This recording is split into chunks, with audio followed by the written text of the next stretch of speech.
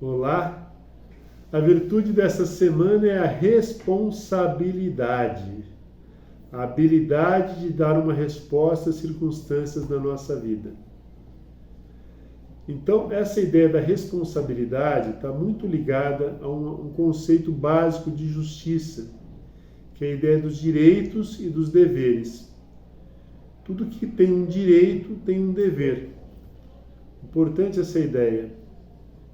Então vamos pensar nos direitos, direito à vida, direito a uma moradia, direito à educação.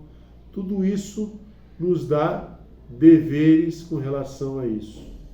Os pais, por exemplo, quando eles têm o direito de ter filhos, e têm filhos, eles têm o dever de educá-los, o dever de sustentá-los economicamente, providenciar um lar, etc. O filho que nasce lá tranquilo tem direito de ser cuidado, tem o dever de obedecer os pais. Se ele vai para uma escola paga ou pública, alguém está custeando aquele estudo, ele tem o dever de estudar, é uma reciprocidade.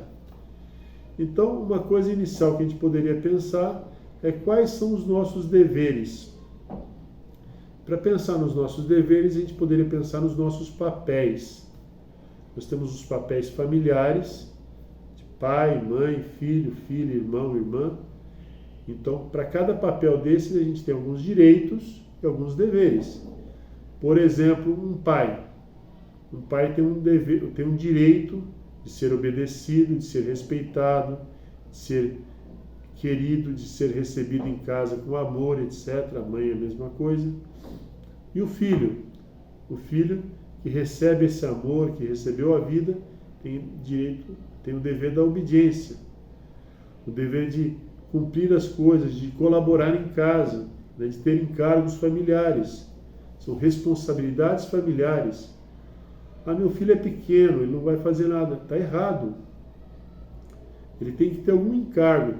Pode ser pegar a carta na caixinha do correio, pode ser colocar o sapato sujo lá para lavar, ou a roupa suja no cesto, ou fazer arrumar as coisas da mesa, se ele alcança, qualquer coisa. Ensinando esse sentido do dever para os nossos filhos é fundamental. Outra coisa fundamental com relação a isso é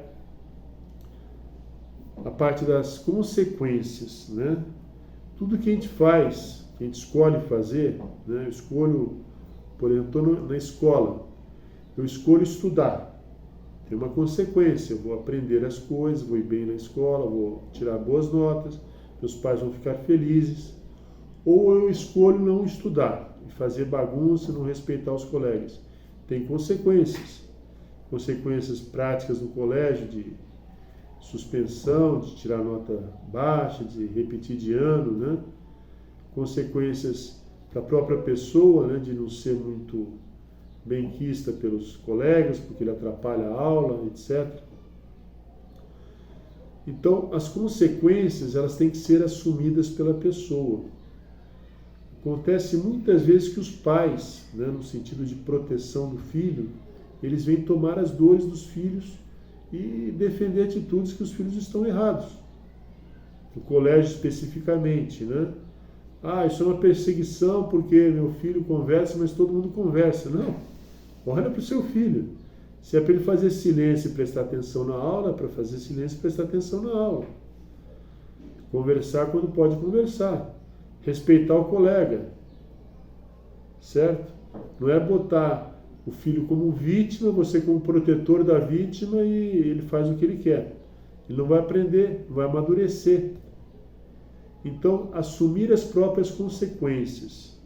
Muitos pais não assumem a consequência de ser pai. Não educam os filhos. Não cuidam da família. Aperta a situação, prefere se separar. Abandonar a família. Às vezes o pai, às vezes a mãe. Isso é falta de responsabilidade.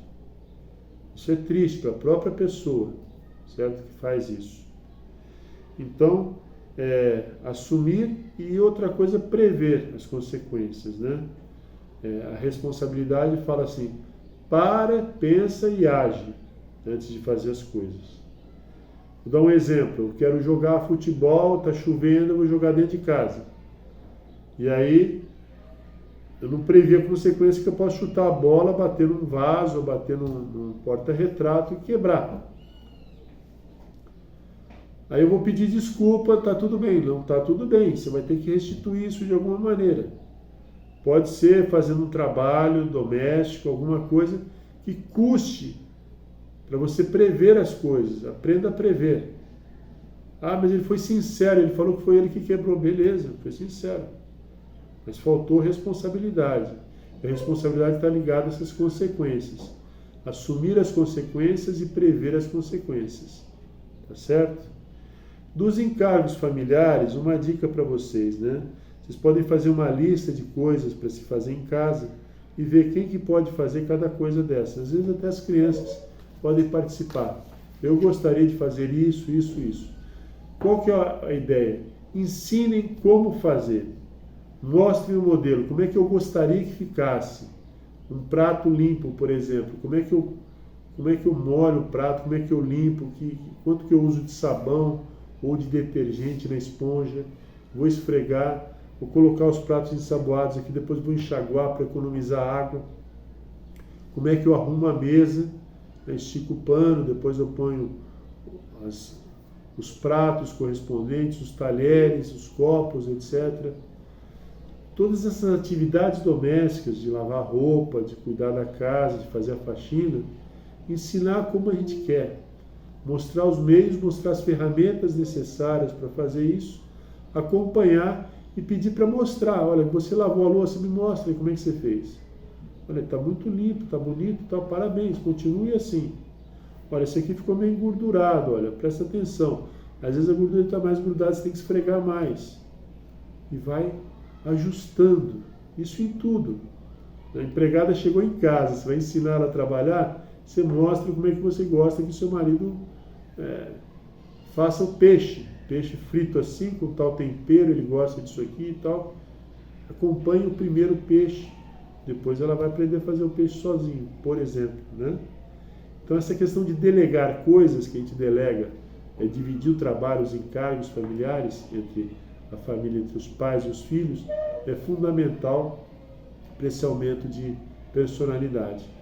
O que a gente quer com essa responsabilidade das crianças? Esse desenvolvimento da maturidade. Ninguém quer uma criança eternamente imatura, eternamente dependente, mesmo porque nós não vamos estar aqui eternamente. Naturalmente nós vamos morrer antes, né? Às vezes a gente morre bem antes do que a gente espera. E essa criança tem que ter uma certa autonomia para cuidar da própria vida. Então ela tem que sair da imaturidade ou da dependência para uma independência. A gente pensa muitas vezes que o filho está independente financeiramente, né? Ele já paga as próprias contas, beleza. E emocionalmente? E a parte intelectual dele está independente, ele já consegue aprender as coisas sozinho. A parte emocional, o relacionamento dele com os outros, ele está dependente ainda, ele vem pedir ajuda, né? Tem coisas absurdas, né? Eu vou contar duas aqui. Uma de um pai que foi na faculdade discutir com o professor as notas da filha, né? Olha, aqui está errado. Pô, a filha tem 18, 19 anos, não é capaz de reclamar da própria prova, de conversar com o professor. O pai vai lá, pô, tá errado. O outro caso que aconteceu, me escapou agora, mas foi na empresa, né? O garoto foi trabalhar na empresa de estagiário e meio preguiçoso, não fazia as coisas, foi mandado embora. O pai foi discutir na empresa por que mandaram o filho embora. O cara está começando a trabalhar e o pai que vai lá responder por que o filho não foi mandado embora. Quer dizer, o filho poderia ter, olha, você está preguiçoso, você está chegando atrasado e tal, por isso não está servindo. Beleza? Então são ideias que a gente imagina assim, olha, isso é um absurdo, mas está acontecendo. No mundo de hoje, muitos pais tomando as dores do filho, o filho faz uma faculdade, depois vai fazer outra, depois vai fazer outra, porque não quer começar a trabalhar. E não procura uma pessoa, ele não vai casar, mas quer viver com os pais. Ou quero morar sozinho, mas o pai que sustenta, né? Isso é imaturidade. Então, sair da dependência para a independência, independência emocional, financeira, intelectual, etc., para depois ir para a interdependência, que é uma pessoa madura, uma pessoa que vai trabalhar em conjunto com outros e vai criar um negócio melhor. Ela vai casar com outra pessoa e vai criar uma família e vai educar filhos.